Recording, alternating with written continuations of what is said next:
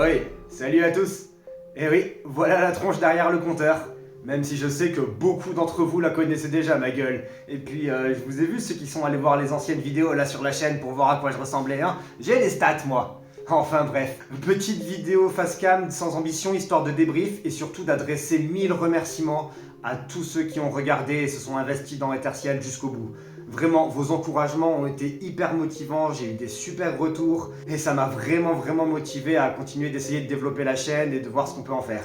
Mais justement, avant de parler d'Etherciel et pour ne pas spoiler ceux qui tomberaient éventuellement sur cette vidéo sans avoir vu la série, d'ailleurs je mets des liens en fiche description, enfin j'aime bien merder, voilà on va voir, parlons un peu de l'avenir. Mais pour ça il va falloir revenir en arrière. Fut un temps, il y a quelques années maintenant quand même, faut avouer, je traînais pas mal sur un forum d'écriture et à cette période, j'ai écrit tout un tas de petites nouvelles, surtout de science-fiction, de fantasy, fantastique et autres genres affiliés. Et il y en a pas mal dans le tas qui mériteraient juste une petite relecture pour vraiment mériter d'être adaptés en vidéo. Plop, je me permets, petite intervention du futur, ici le Haman du montage. En parlant de toutes ces nouvelles, il y en a une qui est déjà disponible sur la chaîne, d'ailleurs depuis 5 ans, elle est sortie en 2020.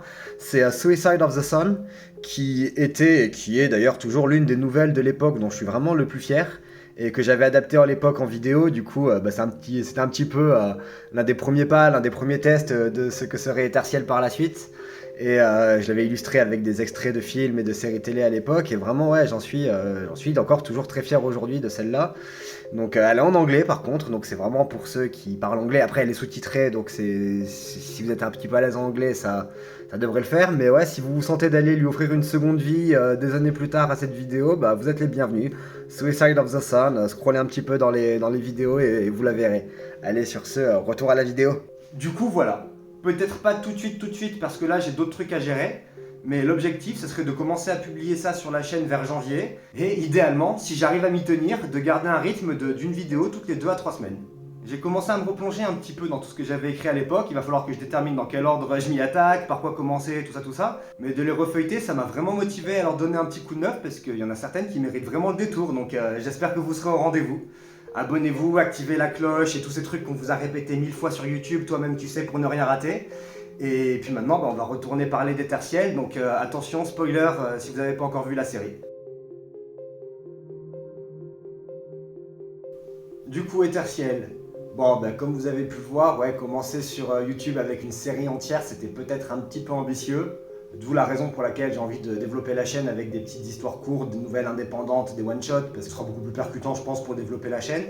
Mais voilà, Etherciel, ça faisait 5 ans que j'avais ce projet en tête, je voulais le développer, j'en suis vraiment fier, je suis vraiment satisfait du résultat. Enfin, ça ne fait pas 5 ans que j'avais l'histoire d'Etherciel même en tête, mais que je voulais créer une petite saga de science-fiction, très inspirée, je pense que vous avez pu le deviner, par des œuvres telles que The Expanse, Battlestar Galactica, Halo, Mass Effect.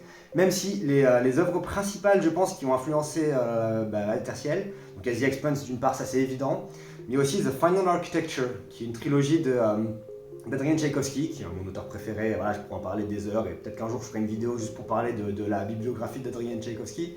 Mais ouais, c'est très inspiré aussi de The Final Architecture d'Adrian Tchaïkovski, mais aussi de la saga des Wayfarers de Becky Chambers, dont j'ai parlé sur la chaîne. D'ailleurs, si vous voulez voir la vidéo, c'est une super quadrilogie de science-fiction très contemplative, très naturaliste même. Voilà, j'ai fait toute une vidéo à son sujet si jamais vous êtes curieux. Mais ouais, je pense que les principales influences d'Etherciel, ça a été The Expanse de James S.A. Corey, The Final Architecture d'Adrian Tchaïkovski et The Wayfarer Saga de Becky Chambers.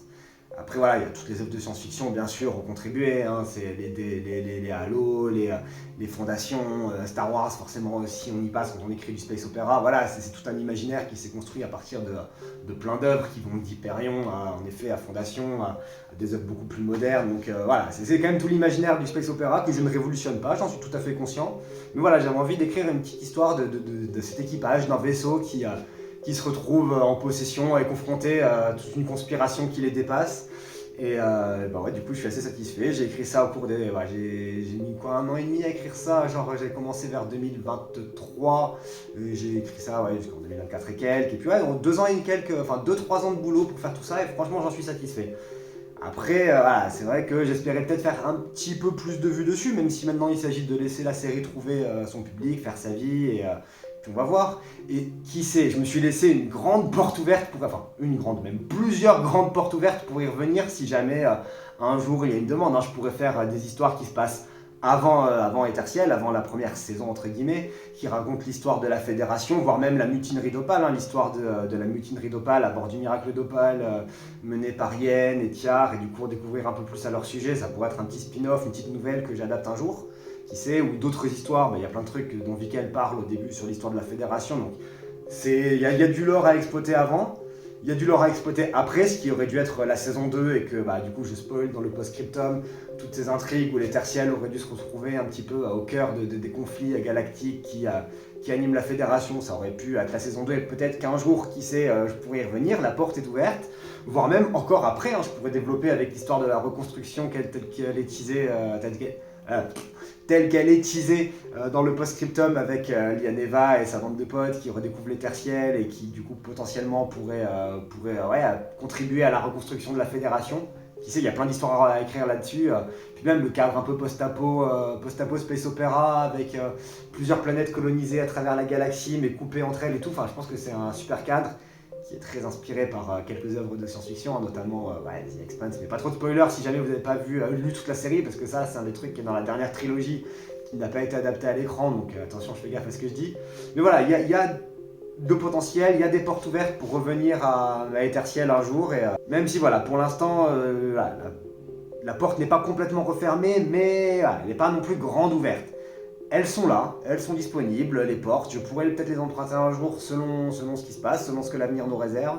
Mais voilà, pour l'heure, je veux développer la chaîne avec des histoires un peu plus courtes. Et écoutez, encore une fois, j'espère que vous serez au rendez-vous. Merci de m'avoir écouté. Et puis d'ici, là j'ai publié, là je pense la semaine prochaine, l'intégrale des Tertiels. Je suis curieux d'ailleurs, j'ai pas vu à quel point, j'ai pas calculé ce que ça faisait en durée entière toute la série. Mais là j'ai préparé une vidéo intégrale parce que je pense que si jamais il y a des gens qui veulent se mettre tout d'une traite, vous êtes les bienvenus. Et puis sinon, rendez-vous en janvier pour les prochaines petites histoires. Donc encore une fois, abonnez-vous, la cloche, subscribe, les commentaires, partagez, tout ça. Et puis à très vite, j'espère. Ciao, ciao.